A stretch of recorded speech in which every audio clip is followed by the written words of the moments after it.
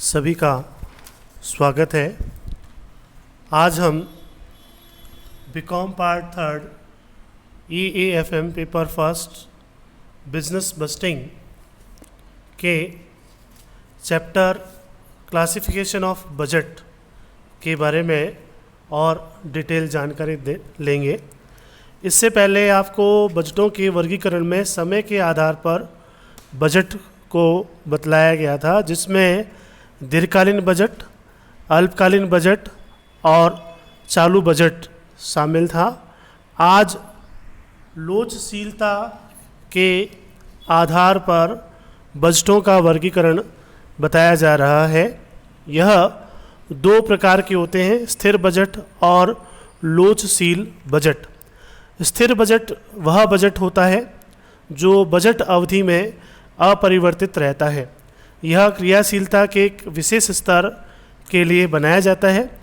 यदि भविष्य में परिस्थितियां परिवर्तित होने से क्रियाशीलता का वास्तविक स्तर बजटेड स्तर से अधिक या कम हो जाता है तो बजट अनुमानों को नहीं बदला जाता है। इस प्रकार क्रियाशीलता के एक निश्चित स्तर को स्थायी मानकर जो बजट बनाया जाता है वह बजट स्थिर बजट कहलाता है। उदाहरण स्वरूप एक बजट 50,000 इकाइयों के उत्पादन के लिए बनाया जा सकता है। वास्तविक उत्पादन 70,000 इकाइयों का हो जाता है, तो ऐसी स्थिति में वह स्थिर बजट है। तो वास्तविक संख्या और बजटेड अनुमानों में अंतर क्रियाशीलता स्तर में परिवर्तन के लिए बिना किसी प्रकार का समायोजन किए ज्ञात किया जाएगा। इस प्रकार के बजट जो है वह भ्रामक स्थितियाँ उत्पन्न करते हैं, क्योंकि ये बजट स्थिर बजट जो होते हैं उनमें बहुत सारे दोष हैं, पूर्णतया अपर्याप्त होते हैं। इनमें सबसे पहले तो भ्रामक स्थिति पैदा होती है कि आदमी भ्रम में रहता है कि अपन ने 50,000 का बजट बना लिया, वो 70,000 में भी काम आ जाएगा, 1 लाख में भी काम आ जाएगा। लेकिन वास्तव में इन सब में परिवर्तन होता रहता है और भी अन्य परिवर्तन होते रहते हैं जिनका समायोजन आवश्यक होता है। नियंत्रण की दृष्टि से भी अपर्याप्त है। इन पर आप आवश्यक नियंत्रण स्थापित नहीं कर सकते। मतलब स्टैंडर्ड में और एक्चुअल में अंतर बहुत ज़्यादा होता है, लेकिन कहाँ अंतर है इसको निकाल पाना संभव नहीं होता है। इसी प्रकार से ये तर्क संगत भी नहीं होते, अतार्किक होते हैं, क्योंकि आप किसी चीज़ की एक समान परिस्थिति की तुलना दूसरी असमान परिस्थिति से नहीं कर सकते, इसलिए तर्क संगत भी नहीं होता है। तो इसलिए स्थिर बजट में अनेक दोष होने के कारण से आजकल लोचशील बजट का प्रयोग किया जाता है। सामान्यतया बजट क्रियाशीलता के स्तर को लक्ष्य मानकर तैयार किए जाते हैं।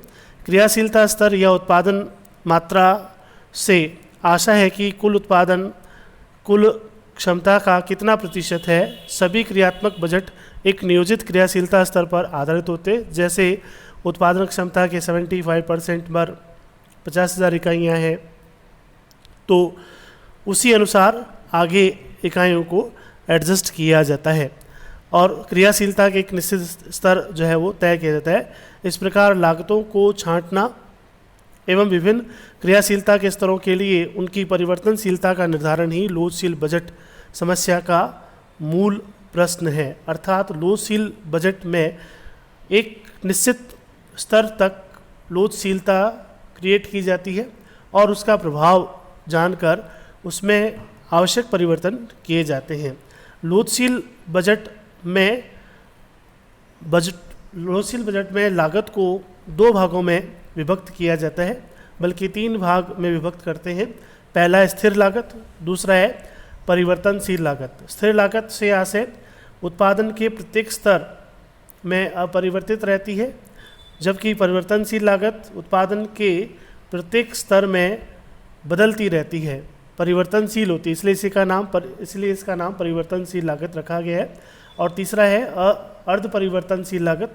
अर्ध परिवर्तनशील लागत यानी कि जो कुछ स्तर तक तो स्थिर होती है और कुछ सीमा के बाद वह परिवर्तनशील हो जाती है।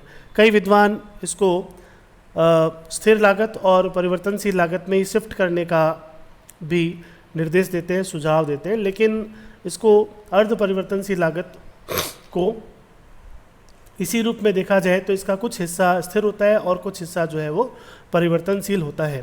तो इस प्रकार की जो लागतें हैं उनमें से स्थिर हिस्सा और परिवर्तनशील हिस्सा अलग अलग करने का प्रयास किया जाता है और इसके लिए एक सूत्र का प्रयोग करते हैं, लागतों की राशि में अंतर बटा उत्पादन की मात्रा में अंतर, जिसको आगे आने वाले वीडियोस में और अच्छे से समझाया जाएगा, डिटेल में समझाया जाएगा। आज आपको स्थिर बजट और लोचशील बजट को मुख्यतः समझाना है। उसी कड़ी में आगे चलते हुए स्थिर बजट और लोचशील बजट में अंतर। स्थिर बजट प्रकृति के आधार पर अंतर। स्थिर बजट यह अपरिवर्तनशील होता है जबकि लोचशील बजट परिवर्तनशील होता है। यह क्रियाशीलता के प्रत्येक स्तर पर समान बना रहता है जबकि वह क्रियाशीलता के प्रत्येक स्तर पर बदलता रहता है।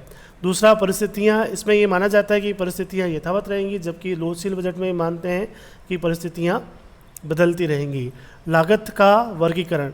लागतों को परिवर्तनशीलता की प्रकृति के अनुसार विभाजित नहीं किया जाता है जबकि इसमें लोचशील बजट में अभी अपन ने देखा स्थिर, परिवर्तनशील और अर्ध परिवर्तनशील 3 प्रकार से इसको विभक्त किया जाता है। तुलनात्मक दृष्टिकोण से देखा जाए तो स्थिर बजट से तुलना संभव नहीं है जबकि लोचशील बजट से तुलना संभव है। पूर्वानुमान। स्थिर बजट से पूर्वानुमान तो लगा सकते हैं लेकिन शुद्ध पूर्वानुमान की आशा नहीं की जा सकती। शुद्ध पूर्वानुमान काफ़ी कठिन होता है जबकि लोचशील बजट से पूर्वानुमान भी लगाया जा सकता है। लागत का निर्धारण नहीं। स्थिर बजट से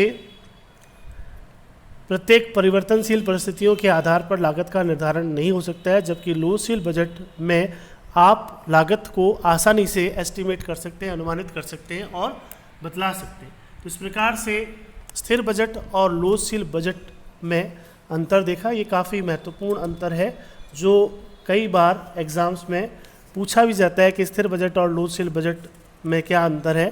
कई बार 2 नंबर में, कई बार 4 नंबर में और कई बार बड़े प्रश्नों में भी ये पूछा जाता है। अब जैसे अभी 8 नंबर की व्यवस्था है तो ये 8 नंबर में भी पूछा जा सकता है। तो स्थिर बजट और लोचशील बजट पूर्णतया अलग अलग हैं और जिसमें से लोचशील बजट जो है वो काफ़ी महत्वपूर्ण बजट की श्रेणी में आता है, बहुत ही महत्वपूर्ण प्रकार की श्रेणी में आता है और इसके आधार पर कई सारे प्रैक्टिकल क्वेश्चंस भी बनते हैं। तो स्थिर बजट और लोचशील बजट को आज अपन ने देखा है। आगे इनके कुछ प्रैक्टिकल एग्जाम्पल्स देखेंगे। आज के लिए इतना ही। धन्यवाद।